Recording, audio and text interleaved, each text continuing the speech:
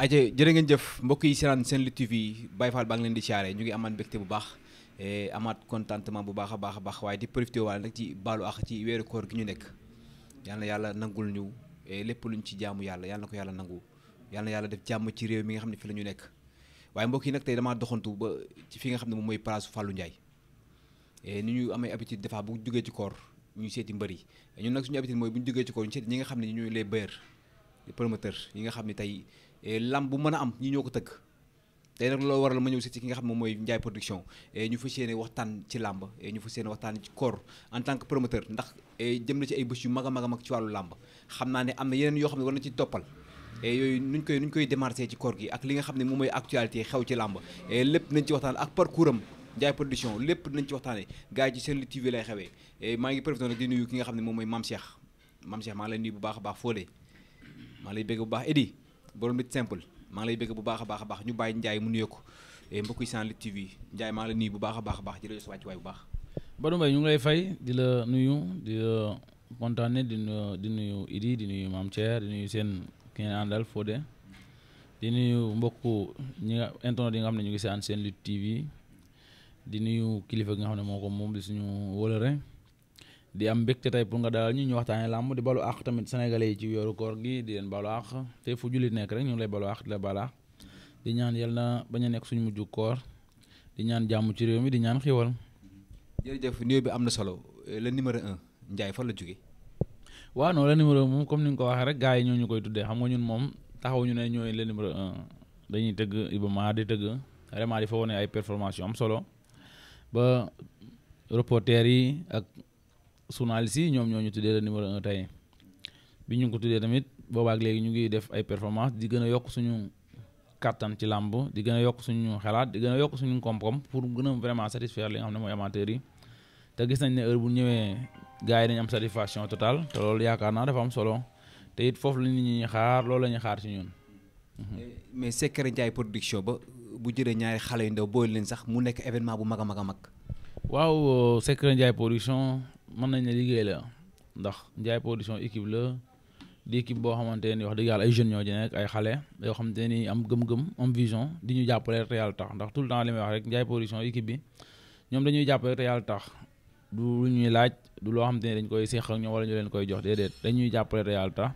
da ngay gis sax ñu ñëw jël seen ay moyens di ko ci def ñii nekk Sénégal ñii nekkuñu Sénégal képp ku ci ne rek di def ay effort yoo xam ne da nga naan non lii Ndiaye moo yëg wala Ndiaye kii te war ka ne des fois sax ñu def loo xam ne Fallou du yëg du gént mais seen xeer ak seen bëgg-bëgg ci Ndiaye production rek moo waral ñu def loolu muy équipe boo xam ne nag ñu ngi liggéey ci xel nag ndax làmb moom loo mën di dégg liggéey bi xel moo koy jiital soo liggéeyee ci xel rek lépp incha allah da nga ci am satisfaction. jërëjëf noonu ko Ndiaye waxee am na solo ci groupe WhatsApp bi nga xam ni moom la Fallou Ndiaye dirigé ku mel ni man ku mel ni Modou Anta ak ku mel ni ñu bari ñoo xam tey ñu ngi ci làmb di yëngu daanaka ci la ñu jaaree man am na ay mbër yu bari ci foofu laa leen xamee kon loolu Ndiaye di wax am na solo Ndiaye dafa yor équipe bu yéeme boo xam ne nii ñëpp ay amateuru làmb lañu sama copain maa ngi ko ciy nuyu bu baax muy Cheikh Sey Mbappé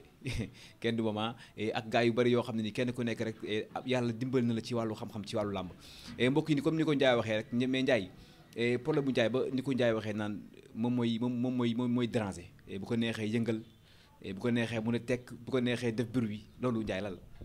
waaw non xam nga làmb moom ku nekk sa philosophie ku nekk sa méthode de travail tey ñun suñu amee combat bëgg def communication am nañu foo xam ne leer nag bu ñu ko laalee rek làmb ji yëngu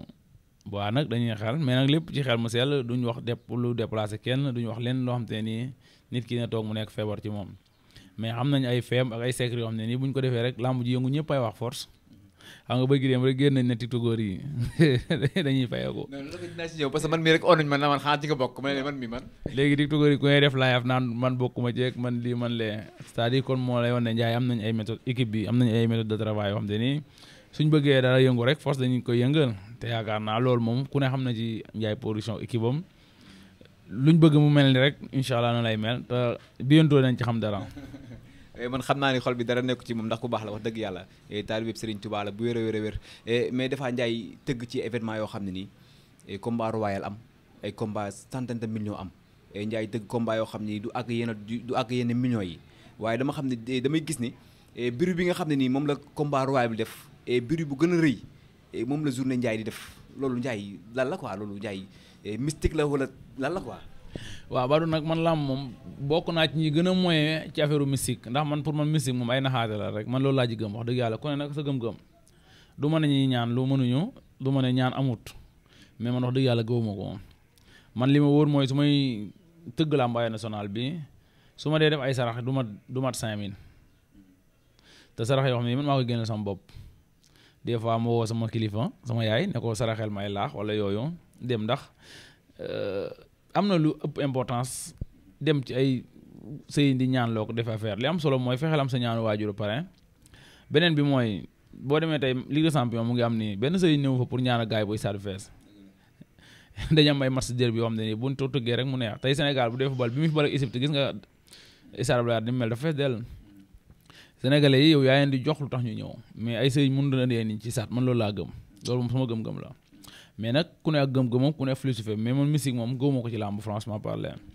am nañ daal suñu ay méthode de travail xam nañ ay xale yoo xam ne ni bu ñu leen boolee def ay compétition leer nañu ne arène nationale bi dina yëngu te dina neex am na yoo xam ne suñu ko defee dañuy wóor ni day fees am na bu ñu ko defee nañ leer ne du fees waaye nag dina am ay nit ba sénégalais yi xam ne ñii ay jàmbaar lañ loolu nag méthode de travail Ndiaye production équipe am ay ñoom Matar Ndiaye ne ci assisé ku mel ay Sourou Fall di ñu accompagner ñuy liggéey ak mën a ci cadre menacé yi beneen équipe bi xam nga ñoom Modou Parcelle ñoom Amdi Moustapha ñoom Cheikh Sey Baye Ji Tarkinda ñoom Fallil Kapo Grand Cheikh Mbakanya ñoom Organe ak groupe WhatsApp Ndiaye production bi yëpp ak sama boy yi nga xam ne ñoom lay àndal sama boy yi bopp nga xam ne ñu ngi fii ci place bi ñuy liggéey ku ci ne am noo xam ne noonu ngay jàppee ci liggéey bi ba liggéey mën a àgg ci benn niveau bi nga xam ne fa lañ ko soxlaa en tout cas Ndiaye bay nañ ay secret des fois sax gars yi toppandoo ñu def li ñuy def mais du nekk c'est la même chose des fois ñun ñu tëgg ay mbër gis ñu def mobilisation bu doy waar ñu koy lante bi promoteur yi xëccoo leen bu ñëwee ci làmb ji dañu gis mobilisation boobu xale yi defaat ko yooyu nag ay secret yoo xam te ni peut-être ñun am nañ ko entre ñun ak mbër yi ak suñu méthode de travail yoo xam ne bu ñu ko liggéeyee dinañ fexe mbër mi day mobiliser dinañ fexe ba stade bi incha allah dama ay nit ba tey secret bi muy mbër yu bëri yi nekk tey ci làmb bëri ci journée Fallou Ndiaye rek la ñu rêvé. waaw non comme li nga ko waxee rek dafa am ay mbër yoo xam ne suñuy bëree ñoom dañ naan ci Fallou Ndiaye même da ngay gis sax mbër ñu fay ko benn kase mu ne non man bëree Fallou Ndiaye moo ma gënal naa bëri journée Fallou Ndiaye rek tey bëril Fallou Ndiaye moo leen di gënal mais loolu lépp liggéey la boo xamante ni Ndiaye production mu ngi koy def mbëri ndaw yi tamit wala jeunes lutteurs yi am ci ñun yaakaar boo xamante ni yàlla na boo suñu boom tas ndax koo wax mu ne Fallou Ndiaye laa bëgg a bëreel loolu nag peut-être suñu stratégie yi ñuy liggéeyee ak ni ñuy communiquer ak ni ñuy valoriser mbër bi dafa am solo ndax ñun bu ñuy tëgg làmb du Fallou Ndiaye la ñuy jiital ñun toujours dañuy ne ci ginnaaw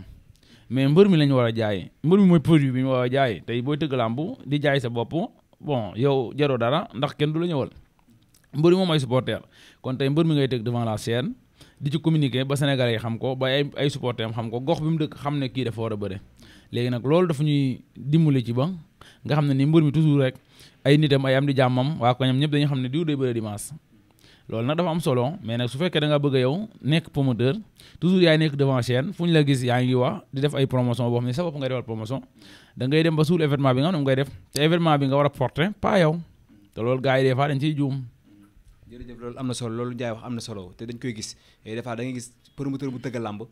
premier combat deuxième combat bi doo xam kan ak kan ñoo koy bëri dañu jël lépp nag ñu misé ko ci combat yi mag yi Ndiaye mi dañ ko bàyyi xel de dana tekk rek waaye nelawul mais Ndiaye Diop 2 ak Mor Kankam ne esat meloon loolu est-ce que nekkul tànnute est-ce que loolu Ndiaye mën na ko indiwaat. waaw non loolu liggéey bu ñu gëmoon la rek liggéey bu ñu gëmoon la te it combat bi dayoo bi fu mu toll bokk nañ ci liggéey lu tax mu toll foofu. pourquoi mooy ñun xam nañ combat bi ñuy tëgg vraiment defoon nañ ci ndax boo xoolee tey foofu lañ commencé woon dugg ci yenn combat yu cher yi ndax combat boobu bu ñu calculé woon budget bi demoon na presque ay 60 millions mu nekkoon combat boo xam ne ni budget bu lourd la woon te amuñ ci woon yenn partenaires yu jàppale mais amoon nañ gëm-gëm. Idi Ndiaye bi nag foog ñu wax ak moom de damay gis gars yi def ay budget presque 200 millions te stade bi du taaru yi dégg nga 60 millions la yam te stade bi kenn xaju fa. waaw mais loolu ay secret la Badou loolu ay secret la yoo xam ne nii. non ko ci moom foog nga génne. waaw non xam nga tey gars yi lu ñu découvrir rek ñu ubbi beneen ndax ñun làmb dañ ciy xalaat wax dëgg yàlla am ay nit yoo xam ne ñun suñuy xarit la ñu di ñu jàppale ci xalaat yi bu baax a baax te it Badou ñun làmb def nañ ci presque 16 ans ci ren yaakaar naa bépp milieu boo xam ne def nga fa 16 ans di ci xalaat di ci yëngu chaque année nga ciy yëngu boo ci amul expérience dootu am expérience te yaakaar naa expérience bi ñu am actuellement moom la ñuy doxee. tey ñun li ñu gëm mooy mën nañoo fay mbër comme ni ñu ko waxee combat am dina dem ba 100 millions te gëm nañ ne bu ñu ko tëggee du ñu perte mais dafay day jar mu nekk événement boo xam ne nii buñ valoriser lay nekk événement ñaari mbër yoo xam te ni ay mbër la ñuy nekk yoo xam te ni dinañ jar ay seen image àgg na foofu seen valeur tamit àgg na foofu mais su fekkee da ngay fekk rek mbër moo gis boole wala ñaari mbër yoo gis boole xamoo luy tension xamoo luy soog tey mën nga dugg ci loo xamante ne nii da nga ciy def sax budget 10 millions père ndax xam nga de ku def budget 60 millions tey benn sponsor nga am wala ñaari sponsor yo ñu accompagner la te benn sponsor bi sax moo jàppale kon yaakaar naa loolu loolu lu liggéey bu am solo la boo xam ne ni Ndiaye Production mu koy def équipe am en tout cas ñun li ñu wax gars yi nee leen mën nañoo dem bay fay mbër 100 millions te duñ perdre sans sponsor sans parrain ndax loolu gëm-gëm la rek mais nag dafay fekk combat bi tamit jar ko ndax am na combat yi ni boo ko tëggee tey jii loo ci man defit mënoo ko rentabilité li tax mooy mbëri amuñu dayo bi amuñu capacité bi léegi nag bu fekkee da nga am mbëri am dayo am capacité problème yooyu doo ko am. mais ñu ngi xaar structure Ndiaye Production tëgg combat royal wala combat wala mbëri yi nga xam ne ñoom la ñu owee les VIP. waaw mais xam nga bëgg dem envoyé nañ ma wax nañ ma question posé nañ ma question bi ci émission Bantamba TV ci ñoom Père Bécaye may leen nañu laaj promoteurs yi man gëmu ne combat royal am na man gëmu loolu man gëmu combat royal ba pare gëmu VIP pourquoi mooy li ñu soxla mooy arène nationale bu fees tey jii bu fekkee da nga dëgg combat royal arène nationale kenn newu fa combat bi du saf dara promoteur bi tey li muy xëccoo mooy arène nationale bu fees tey su fekkoon ne tey man Fallou damaa ñëw ñu ne ma yaay dëgg combat royal tey ma tëgg combat royal bi arène nationale feesut ñu jox Badou Mbaye ne ko tëggal combat espoir Badou Mbaye tëgg combat espoir stade fees mais Badou Mbaye moo réussir mais yow mi tëgg combat royal loolu réussir dara loolu nag ci xel la ci bopp la tamit ñun xëccoo ñu ay combat royal xëccoo ñu ay combat VIP mais lu ñu wóor mooy dinañ fexe ba lu VIP ñi ñu woowee VIP lu ñu def ñun ñoo doublé ko rek ndax ñun dañuy doublé mais defuñu leen def de dañuy leen doublé ça veut dire que mooy tey fii ay mbër yu mag bëri nañu arène nationale bi yënguwul feesul te tey ñu ngi ci cadre VIP wala ñu ngi cercle VIP bëri nañ fi ay grande affiche yu mag fii ñu fekk ñu fi ñun ñëpp arène nationale feesut yënguwut sax bay fees alors nga am ay combat yoo xam ne neen ay espoir lañ ñuy ñëw di fees arène nationale ba police yi tëj buntu yi ne kenn dootu mën a dem kenn dootu mën a dugg loolu moo lay won ne affaire bi du ay VIP du ay mbër liggéey la rek. mais bokk na ci rêve Ndiaye Production tëgg mbër yoo xam ne nii am na lu ñu def ci làmb bokk na ci rêve Ndiaye Production. waaw non mais xam nga pare guñu Badou xam nga yéen da ngeen di wax combat bi ñu jógee mais bàyyi leen ba ñëw le 13 avril incha allah rabbi bu ñëwee le 13 avril ci Anaconda Mamballa ci la ñuy xam nag ne affaire bi du mbëri Ndiaye Production la. mais la xewoon fële mën naa xewaat. non loolu luñ gëm la c'est-à-dire ñun luñ gëm la ndax ñun dañuy xool compétition yi ñuy def xool mbëri yi ñuy boole ndax tey le 13 avril boo ñëwee indi Anaconda Mamballa ñu ne den nga indi Dame Junior Ama bu Yaraax tey boo xoolee Dame Junior Ama bu Yaraax rek grand combat la woon ndax moom lañ njëkk a taxawal comme grand combat ñu indi Dame Junior Ama bu Yaraax def ko spécial indi bébé bis mi ak booy bi nga xam ne mooy général Pikine dem jëli Sentel Junior boole ko ak Zoura xam nga Badou Mbaye yow yi may wax nii xam nga baax a baax waaw léegi xam nga ne loolu rek doy na te am na yeneen combat yu ci nekk yoo xam ne nii vraiment ay combat yu mag la combat yu neex lay nekk incha allah rabbi te am naa yaakaar ne amateur yi nañ am satisfaction le 13 avril ndax événement bu mag lay nekk incha allah. mais liggéey ci koor ak liggéey ci budul koor en tant que promoteur am na différence. non man awma différence ci man ndax man moom comme ni may liggéeyee gars yi dañ koy wax ma daan jaay ne ne ma dafa am des fois lu may wooyee ne ne ma yàgg dem si yàlla sëñ Modou Niang yéen a yem su ngeen nekkee ci liggéey xamu leen lekk xamu leen naan yàlla na ko suñu borom yërëm taxee ko jaajana yi mu ne ma su ngeen nekkee ci liggéey xamu leen lekk xamu leen naan yéen liggéey rek ngeen xam man su ma xasee concentré wu ci liggéey lekk sax lu ne sama xel damay liggéey rek su liggéey pare nag après lu ma war a def ci laa koy mën a def man yooyu moom dérangé wu ma te làmb tamit bon ñu ngi wax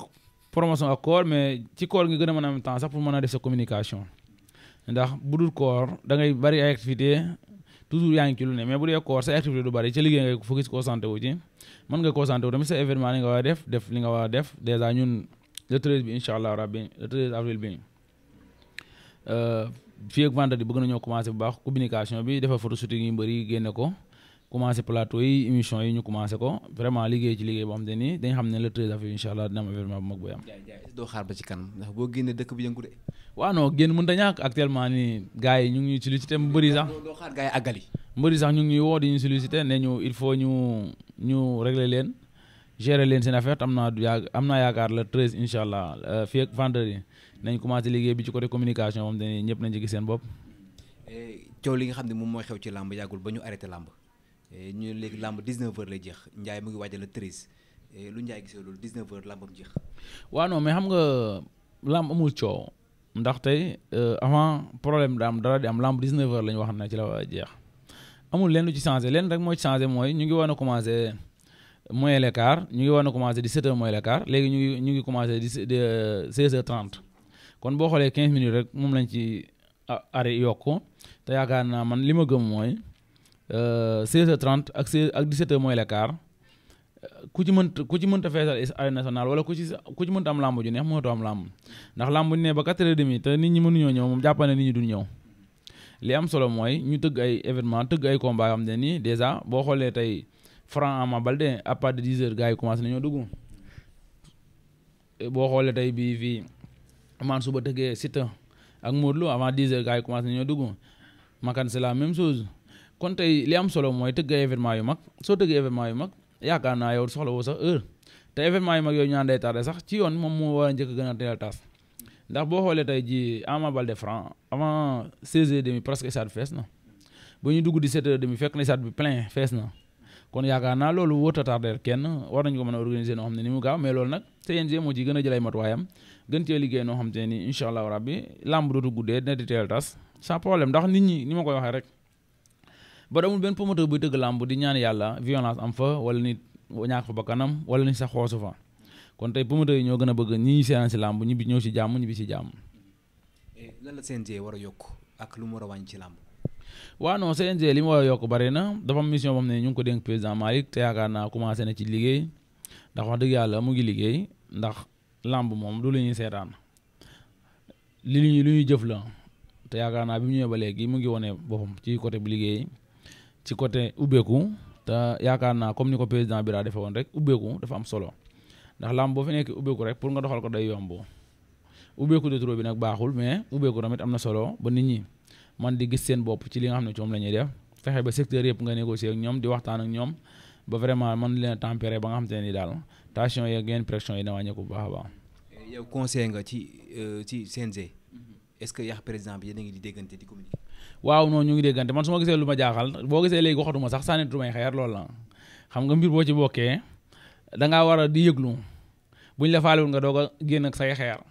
mais yàlla dogal na bu dara xewee ci làmb ñu jàpp ne lu ñu war a waxtaanee la ñun dañuy woo président bi waxtaan ak moom ci loolu communiquer ci ak moom bon jox ko suñu xalaat woo ki nga xam ne mooy directeur administratif bi waxtaan ak moom jox ko suñu xalaat jox ko suñu ay points de vue ñu waxtaanee ci ba gindee ko te jàpp naa loolu bu dee am ci ñun ñëpp réeroo du am ndax ñun dañoo bokk ci conseil yi bokk ci li nga xam ne dafa war a doxal CNG bi kon ñun waruñu ñoo dégg ñuy wax CNG benn baat boo xam ne ni baat bu xajam lay nekk wala lu ñaaw suñu amee lu ñu naqari war nañoo mën a dem ci bureau CNG toog waxtaan ak ñoom wala ñu woo ñi nga xam ne ñoo ko jiite waxtaan ak ñoom en tant que koo xam ne ni conseil nga en tant que acteur de la lutte mais nag du dañ ko war a wax ci ay télé wala ñu wax ko ci ay rajo. kon Ndiaye dañ koo gisul waaye Ndiaye rôle bi nga xam ni am na ko ci biir laa mu ngi koy def. bon bu baax sax bu baax ñun heure bu dara xewee dinañ bokk ñi njëkk a jóg wax woo ay kilifa waxtaan ak ñoom te problème bi mu amee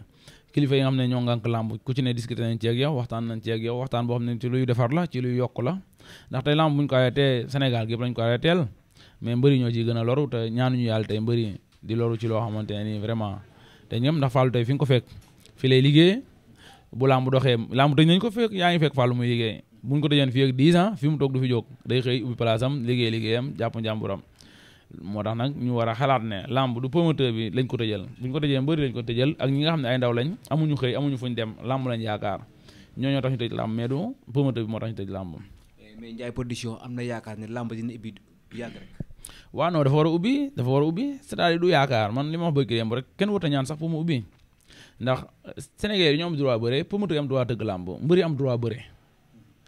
ndax loolu bu ñu ca mënoon droit duñ tabax arène nationale bi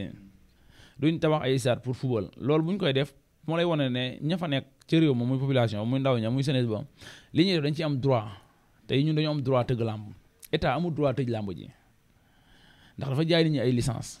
CNG jaay ci état la jëm rek presque ndax état CNG démembrement de état la ministre des sports moo ko fi teg kon tey état moo jaay promoteur yi licence promoteur bu tëgg làmb tey day dem luye ci stade état moo koy luye day dem fay police état moo koy fayloo police kon tey ji état yooyu yëpp am na promoteur yu ko def ba pare sax tëgguñu seen làmb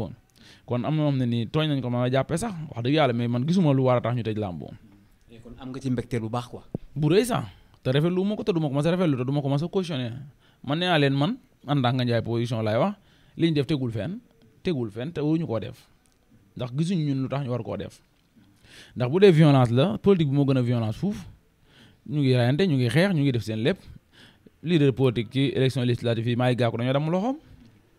mais loolu moom doon violence na damm loxo leader politique di dem ci caravane ñu doonte seen jaasi ba damm loxoom mais quand même nañu xam ne réew mi ñun ñoo ko bokk mais nañu joxante cër ñun ñëpp xam ne réew mi dañ ko war a gérer nawet non lépp mooy sport général rek amuñu droit tëj ko dañ ko war a encadrer c'est-à-dire am nañ droit encadrer ko tey police su bëggul violence am ci làmb du am ndax su xamee ne ñaari mbër yu mag ñooy bëree ku ci ne sa koñ ba fa ngay jëm arène nationale ñu teg fa sécurité bu doy violence du am ku génn ñu xamal ne dem baa nga duggaat sa biir kër ku dugg ci koñ bi ñu ne dem baa nga wàcc tali bi mais violence du am ñoom xam nañ pexe yeen li waa def ba violence du am kon yaakaar naa ñoom bu ñu defee seen liggéey waru ñoo tëj làmb ndax làmb am na ñoo xam ne nii dañ ciy suturlu ñu ciy suturlu dañoo bàyyi te réew mi fi mu toll nii ku ne xam ne dafa metti ndax ñi ñëw biñ ñëwee neen fekkuñu fi dara comme fekkuñu fi dara ku ne xam ne réew mi daa war a metti mais comme daa war a metti nag buñ ci boole nag di tëj robinet population bi nag tey acteur du monde de la lutte tey mbëri ji bëri yëpp ñu tëj seen robinet kenn dootu lekk kenn dootu naan ko catastrophe la ci réew sax loolu état bu normal waru ko xalaat sax loolu am na solo xam nga Sénégal lañ nekk Sénégal dëkku rumeur la des fois nga dégg yenn gars ñi làmb di gis ay kilifa ñun làmb dañ ko war a sax dañ ko war a rey parce que làmb amul njëriñ Sénégal da nga koy dégg des fois nga dégg yenn gars ñi làmb dañ ko war a sari dañ ko war a yóbbu ay 6 mois 7 mois tëj ko waaw non loolu ñu koy wax amuñu xalaat seen xalaat moo gàtt rek ndax tey ñoo ñu koy wax ñëpp ku ci ne fa nga secteur ba nga nekk ko liggéey bu ñu ko doon du la ku ci ne ci ñoom bu dee politique bu ñu ay doon politique am na ñoom ne nii amuñu liggéey amuñu xëy amuñu gont politique moo leen dundal ñoom magasin bitigu koñ sax mënuñu koo gérer mënuñu koo yor seen làmmiñ donc ci la ñu amee mooy topp micro yi di ratate di wax rek ci politique donc mënuñu la ne liggéey am nañ fii mas nañoo jaar fii am nañ diplôme bi ci liggéey mas nañoo liggéey fii mas nañoo def dara bañ juddoo ba ni ñu toll nii tey instant yi ñu ngi ay milliards jóge fi am na ñoo xam ne ñu ngi ci gouvernement bi mësuñoo jiite bitigu koñ te tey ñu ngi leen dénk ay milliards tey nag kon bu fekkee làmb dafa am ay promoteur am ne nii ay bailleur lañ dem di wut seen xaalis ñëw andi ko di ko dugalaat ci askan wi di ko dugalaat ci population bi di ko dugal jeunesse bi surtout ndax Sénégal boo xoolee ndaw ñu fépp ñu fexe ba ndaw ñooñu ñu encadré leen dugal leen ci benn discipline boo xam ne nii ñëw ci seen bopp ñii tabax ay kër ñi am ci ay oto ñii di ci def lépp di ci yóbbu seen yaayi màkk di ci dund bu baax daal di ci am vie bu tranquille yaakaar naa loolu yow bu fekkee da ngaa toog fële ne dañ ko tëj yow sa bopp normalul wala sa xel moom yaakaar naa war naa xalaat leneen soit yow nga xool ko sa bopp rek yow la ngay liggéey ne ñu ne nañ ko tëj ba xam yow ban réaction ngay am buñ ko tëjee wala ban difficulté nga war a am kon nañ tëj làmb moom ñu koy wax jàpp naa seen xel soriwul. loolu am na solo daanaka li ñu des daanaka ci waxtu daanaka jeex na ñu gis barki démb rek benn image boo xam ne nii image bu làmb bëgg la image bu làmb soxla la Ndiaye am na ci kàddu parce que porteur de voix la ba pare ñun ñëpp seen ay ndaw lañ mooy ñu gis ku mel ni Aziz Ndiaye ak ku mel ni Makan Aziz déplacé wu dem seeti Makan te ni ko jàmm rek moom mooy lépp quoi en tant que porteur de voix en tant que promoteur Ndiaye yéen kàddu lay retoog ci loolu. waaw non li Aziz def dañ koy rafetlu ndax esprit grandeur la ndax tey Aziz su ma juumul moom ak Makan caayaat kon tey su ma nee ay ñool ndaw seen diggante Aziz mën a déplacé wu dem ba kër Makan wala mu dem ba bureau Makan toog waxtaan ak moom ci kanam waajuram loolu dañuy naan esprit grandeur la loolu dafay jantal ma la loolu ku du ndaanaan doo ko def loolu ndaanaan yi rek ko man mais ku du ndaanaan mënoo ko ba du mbay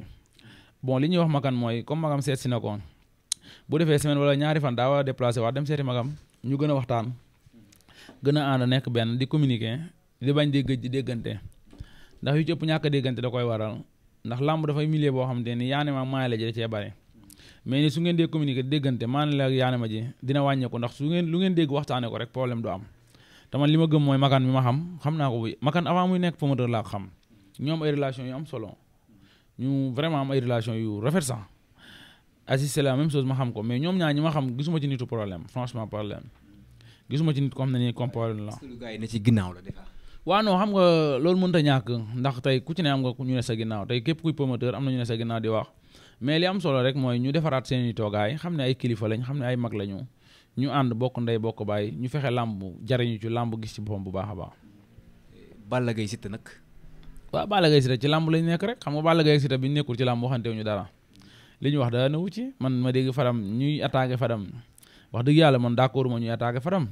ndax tey li ma gëm mooy Fadam laay fam la taal rek Balla Gaye Fadam du ko tànnal li muy wax Siteu Balla Gaye du ko Siteu Fadam du ko tànnal li muy wax Fadam mënu ne Balla Gaye lii ngay wax mënu ne Siteu lii ngay wax Balla Gaye moo xool li ko sentir mu wax ko Siteu xool li ko sentir mu wax ko léegi nag wax ji rafet na waa rafetut loolu Balla Gaye la engagé ak Siteu ñoom ñaar ñi nga xam ne ñoo ko wax waaye man moom damaa jàpp ne ci làmb lay ne te daa war a yëngu man moom jàpp naa des na sax. mais Ndiaye est-ce que génnuñu làmb nag lañ doon waxante ñoom ñaar. man damaa jàpp ne des na war nañoo gën a yëngal làmb ji dañ ko làmb jooju ay millions lañ ci def làmb jooju bokk na ci làmb ji gën a seer actuellement ci làmb Sénégal kon dañ ko war a jaay yëngal ko ba làmb ji yëngu ba àdduna xam ko man gisuma ci problème. xam nga Fallou Ndiaye nag li mu tax gay naan daa sikk. non si kuma damaa xam ne dañuy jaay seen làmb rek. non àdduna bi génn na ñii liñ def war ñu ko def Fallou Ndiaye moom lii dañ koy war a yokk. ñooñu di wax ñëpp ku sañoon tëgg combat bi boo ko tëggoon doone mukk duñ ko def loolu maa la ko wax ñun ay promoteur lañ xam nan làmb ni muy doxee man tey jii su ma sañoon tey Anaconda ak Mame Balla def lu raw loolu wala Boy Diop Tapha Mbeur ne ci lu raw loolu man loolu laay gëm man làmb nay dox dafa war di yëngu làmb ci lañ nekk loolu daa newu ci Balla Gaye daa yëngal làmb ji Siteu yëngal làmb ji Balla Gaye na fi toog di xool Siteu wax ko duma ko daan ko wala Siteu toog fi Balla Gaye wax ba duma ko daan ko nañu yëngal làmb ji ku ne joxe sa bopp fii mbëri fi doon noppi yëpp dañu leen duma daan leen ku fi noppi ñu duma la daan la nañ noppi na mbëri noppi ñu xam ku ci noppi ñu duma la daan la nga perte 10 perte les mooy waxoo signature waxoo ci communication ba defoo dara dem ci làmb ñu duma la daan la yow perte nga ñaari yoon yëpp xanaa kay mën naa gañe signature sax ñu gañe ma ci làmb ji garawat waaye gañe ma signature gañe ma ci làmb du ma ko nangul benn mbër Balla Gaye loolu la ànd ak moom li mu def d'accord naa ci Siteu li mu def d'accord naa ci na gën a yëngu na gën a neex Fadam yaag buur fi ngeen ko teg foofu la na yëngu mooy Ndiaye production dawul coow waaye Ndiaye nag bii mënut a ñàkk nag mooy combat Diop 2 ak ki nga xam ne moom mooy Tapha Mbeur borom soow mi combat bi nag avant que Ndiaye di joxe avant sax adduna bi yëpp dañ ko doon xaar des fois nga gis ay gars yi ñu ne combat bi taxaw na par Fallou Ndiaye Fallou Ndiaye nam no combat bi taxawul de Ndiaye liggéey bi waaw non xam nga tey Ndiaye production nag ay équipe nante la Fadou xam nga bi ñuy combat bi taxaw sax maa ngi gis say affaire nga may envoyé mais du ma ko sax ji ma lire ndax xam naa rek may yónnee dama la bàyyi ci biir rek ndax xam nga lambo dafa bari ay yàq yu bare bare léegi nag bala ngay communiquer mbaa ngay wax da nga war a toog foo xam ne ni leer na fu wóor la xam nga li gën a neex ci xeex li gën a neex ci sànnante xeer nga toog ci jalub xeer boo toogee jalub xeer bu wóor ku la sànni nga fayu waaye toogoo jalub xeer di sànnante moom sa boppay toj rek wala say boppay toj fépp li am solo nag mooy bi ñu demee ba xam ne combat fësal nañ ko ñaari mbëri jot nañ seen avance mën nañoo communiquer nag wax ci mais juwoo nañoo mbër rek di communiquer man moom loolu d'accord ma ci làmb ndax man damay bañ Fallou Ndiaye ko taxawal bu subaa ñu def ci croix ne Fallou Ndiaye taxawalu ko te xam nga gars yi ñoo gaaw ci croix te man bëgguma koy croix samay mbir moo tax tout le temps rek su may annoncé damay annoncé loo xam ne leer na ma ne am naa ci ay firnde yu leer am naa ay contrat yu leer ku ne dem naa ak say contrat moo tax nanguñu ci yéen a communiquer mais combat la moom ne nii combat bu neex la promoteurs yi bëggoon nañ ko mbër yëpp ni ku bëgg lu baax bëggoon nga combat bi mais yàlla dogal na équipe bu Ndiaye production ñoo ko tëgg ñuy wax ñu ñaanal ñu rek vraiment ñu def ko événement boo xam te ni Sénégalais yëpp nañ ci am satisfaction. matuwaay ndax Ndiaye mu ngi koy jël nag ci defa dañu gis ay signature Fallou Ndiaye day xaw tàng trop yéen ci defa sax day am ay coow yu bari bari ndax Ndiaye mu ngi sóor loolu ci diggante Diop 2 ak Tapha Mbeur seen ko de signature. waaw non ñu ngi koy sóor bu baax a baax a baax dañ koy sóor bu baax mais nag sóor ko teewul mbëri dañoo war a wax bu war a yëngu daa war a yëngu bu war a neex daa war a neex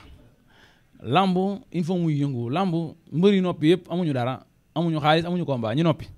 amuñu xaalis amuñu combat ku yaru doo am combat doo am xaalis nañ wax yi seen morom mais nag wax ji yëpp mooy contrat la am ak yow damay wax ak yow jaay suñ combat amuñu contrat kenn gënumaa yaru waaye contrat moom daa war a tàng jëpp box da ngay gis gars yi poñente ba bëgg a rayante gars yi dox seen diggante ñuy buux kii buux kii loolu mu ci lamb pour nga gis fi ñaari mbër ñuy buuxante bariwul année bi yëpp ci ñaari signature nga ko gis wala ñetti signature te dafa war a yëngu ñaare bi mooy dafa am loo xam dañu ko war a intégrer ci lamb dañoo war pose poids yooyu ñu def ci boxe dañu ko war a def bu ñu nee suba lamb wala lamb des na 2 jours ñaari mbër ñëw sumee ko ba dese kilote ñëw taxaw ci poids yi ñu peser leen xool mbëri seen dayoo xool seen capacité gën a jaay lamb ji génne sarmu lamb ji mbëri gars yi gën a kontaan ku amul état ñoo xam ne amul état 2 jours yi moo nekk coow non ban xeex mbëri duñu xeex mbëri ay professionnel lañ dañoo war a jóge ci niveau boobu dañoo war a dépasser niveau boobu tey boo xoolee tey ay ñoom nganu yi ay milliards lañ leen di fay te teewul ñu ngi koy gérer mbëri ay millions rek lañ leen di fay kon gën ñoom ñiy fay ay milliards ñoo mën a gérer seen sport ba yooyu du am war nañ ko mën a intégrer ci lamb ba nga xam ne du am benn jafe-jafe. Ndiaye dawul coow mais est-ce que mën nañu xaar suba ci live Fadam ak Bour comme ni ñu koy waxee ñu gis ci ku mel ni Diop 2 ak Tapha Mbeur. waaw non loolu day am sax incha allah Fadam ñu ngi ciy waxtaan Fadam sama waay la maa ko gën a yem nag ndax moo daa ko yàq kaña yàq rek la man moom xam na xamante nañ maa ngi moom des fois ma taakale ko nii mais nag su ma ko taakalee suñ pare war naa ci ndax nit ki su amee na xarit war nga ko mën a génne mais su jeexee rek jeex waroo koo jàpp quoi Fadam suñu frère la man maa gën a yàpp lu ne laa koy wax ci làmb des fois sax ma tàngal mu woo ma ne ma man heure ba ma tàngalee rek ma am xaalis mais sama frère la sama nit la te xam naa li muy wax ay mbalak ay farce des fois la ciy jëlee ba wax loo xam ne sax du comprendre. te pourtant moom bokk na ci ñi nga xam ne si groupe Ndiaye production la sa xoliko. Fadam ñun ñoo ko def ñoo ko monté pièce par pièce ñun ñoo ko defar ñun Fadam ñun ñooy Fadam ndax Fadam ñoo créé yow xam nga li ma lay wax su génnee nag mën naa bañ waaye ñun ñi créé Fadam bokk ci lañ bokk mais amuñu koo xam ne ni wax dëgg yàlla bi ñëwee ci làmb daa yokk ndax gis nga Badou Fadam na góorgóorlu kuñ dul wax ci yow defoo dara képp ku ñu waxut ci yow defoo dara képp koo dégg ñuy wax rek xamal ne mu ngi def luy déranger nit ñi moo tax nit ñi wax di déranger mais li am solo mooy yow mi wax da ngay fexe créer benn contenu boo xam te ni bu Sénégal lay xëyee waxtaan ci moo gën ngay critiquer di classe koo xam te ni moom ci lim ne plateforme la nekk di wax waxam bàyyi leen ko ki waxam ak ñaari mbër yi ak ña ko engagé mais man mënumaa d'accord man Fallou Ndiaye reporter la def naa sama plateau ma pare benn reporter di ma classe te yow waxuñu ci reporter dara xasuñu ci reporter ñaari mbër ñoo waxal seen bopp bi du joon reporter muy xas keneen wala ngay xas Fadam wala ngay xas Bour Gueweul man jàpp naa yow sa yoon newu ci demal nga créer say contenu wax sa waxi bopp fexe moom coow loolu mooy dëgg mais nag comme niñ ko waxee rek Sénégal moom lu neex waay wax moo tax dëkk bi daal mu ngi noonu. mais spécialu Diop 2 ak Tapha Mbeur yaa ngi ci liggéey. waaw non loolu 5 grands combats lañ koy def bu neexee yàlla dañ xool ñu am dayoo bi Tapha Mbeur am ak Diop 2 5 combats yu toll noonu incha allah lañ ciy toftal ndax dañoo bëgg a wanewaat suñu bopp nag le 13 juillet ndax ci lañ tëj suñu saison te comme dañu tëj suñu saison nag il faut ñu indiwaat loo xamante ne nii dañoo bëgg nag vraiment bu ñu tëjee saison bi ñu xam ne Ndiaye production tëj nañ seen saison bu baax a baax a baax. mais doon ñemal si 5 yi kan ak kan la yi nga nekk démarché. ñu ngi ci liggéey xam nga ji mën naa dégg li may wax. dafa yéeme. ji mën naa wax li may dégg dem seeti leen loolu laay bañ seen patron mën naa dégg li may wax dem seeti leen te seen patron fu ma dugg su ma génnee mu dugg ci bunt ba taxaw wala mu jiitu ma fa di ma xaar baal ma bàyyi mu sedd rek. mais kontaan naa ci bu baax a baax wax dëgg yàlla ci dalal gi Ndiaye ñëpp xam nañ ni jaful ci làmb waaye amul benn problème nag ndax man xam naa ko nit ku simple la nit ku baax la nit ku yaatu la c'est-à-dire que xam nga des fois nag boo nekkee ci làmb nag li gars yi bëgg nga di ko am facilement des fois yenn gars yi duñ la xaw a bëgg tuuti ci quoi day am mais Ndiaye amul problème mais kontaan naa ci bu baax a baax nag. waaw mais Badou ñoo gën a kontaan ñoo gën a bëgg am nañ mbégte bu baax ci dalal bi ngeen dalal ndax tey scène bi suñu kër la suñu yëf la dañ ciy gis suñu bopp ba heure bu ngeen soxlaa rek duñ def lu bàyyi suñu yite pour ñëw jox leen suñu temps waxtaan ak yéen comme ni ngeen ko bëggee ndax wax dëgg yàlla sama yëf la sama kër la sama lépp la comme sama yëf la nag kon dama wax gars yi mbër yi promoteurs yi d'accord leen seen lit jël leen ndax seen lit yëfu làmb la te làmb rek moo ciy jariñoo làmb ko moom làmb ciy liggéey kon nag yëfu làmb la na ci ñëpp teg seen loxo ñëpp jàpp ci. mais lii rek laay tàggoo ñu ngi wàcc le 8 mars muy bésu jigéen la la Ndiaye di wax jigéen ñi. waaw non li ñuy wax jigéen ñi mooy am mbégte ci jigéen ñi surtout wax dëgg yàlla jigéen ñi moom kenn mu seen fay ndax ñooy suñu yaay ñooy suñu ay soxna am nañ ci ay mag am ci ay rak am ci bàjjan am ci lépp wax dëgg yàlla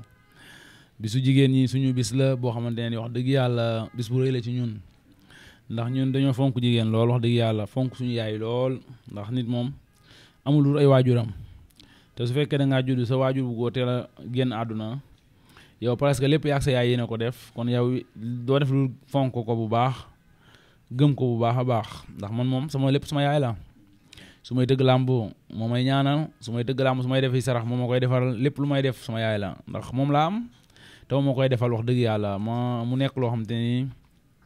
daf may marqué ci lu bari ba du ma tiit dara man heure su ma ñaanal rek du ma tiit te wax dëgg yàlla sax su may ñaanal am ay soxna yu baax ñu may toppatoo di ma jàppale ñoom it son luñu ma ci dara wax dëgg yàlla lu mel noonu nag boo ko amee ñu ne le 8 mars dañuy sargal jigéen ñi dañuy sargal jigéenu Sénégal gépp wax ne jigéen ñëpp yàlla na yàlla may wér ak wérle ak fan wu gudd ak vraiment góor ñi am ñoom it ci ñoom yërmande ju kawe ndax soo amee ay mag yu jigéen am ay rak yu jigéen am ay soxna yu jigéen am sa yaay mu nekk jigéen kon yow war ngaa bokk ci ñi nga xam ne dañoo war a yërëm jigéen ñi war ngaa bokk ci ñi nga xam ne dañoo war a jàppale jigéen ñi kon daal ñu ngi wax bépp góor nañu yërëm jigéen ñi jàppale leen te di leen conseil di leen jege di waxtaan ak ñoom ndax jigéen xelam matul vraiment daal loolu la ñuy wax di ko ñaanal ñëpp di ko ñaanal tamit Fatma Dia sama jigéen sama rak sama xarit nga xam ne kooku moom kenn la ci man di ko ñaanal fan wu gudd ak wér di ko ñaanal vraiment mu dem ba am borom kër bu baax man koo toppatoo ndax jigéen bi man góor la et puis jàmbaar la wax dëgg yàlla. jërëjëf Ndiaye kontaan naa ci bu baax a baax a baax a baax ay amaat nañu mbégte nag bu baax amaat contentement bu baax tey le numéro 1 lañu dalaloon fi nga xam ne mooy ci place am muy Ndiaye production ku yokku rek yaa wàññi waaye ñëpp xam nañ ni làmb bokk na ci ñi koy dundal bokk na ci ñi jàppale làmb bu baax a baax a baax te ni ñu koy waxee rek liggéey rek moom moo am solo ñëpp mënuñoo nekk ci cadre VIP moom nee na gëmul sax loolu gëmul VIP liggéey la gëm te liggéey moo am solo moo tax saa bu Fallou Ndiaye tëggee Arène Nationale fees dell te loolu liggéey la secret bi maa ngi profité nag di nuyu équipe bi yëpp nag équipe bu Ndiaye production yëpp groupe WhatsApp bi maa ngi bëgg gars yi yëpp bokk nañ ci ñuy dundal làmb ci côté social jàppante bi ñuy jàppante ci biir làmb man xam naa ci dara kon ñu ngi jaajëfal ñëpp di jox ñëpp seen wàccuwaay di wax gars yi nañu xaar ak beneen promoteur ci koor gi Baye Fall baa ngi xaar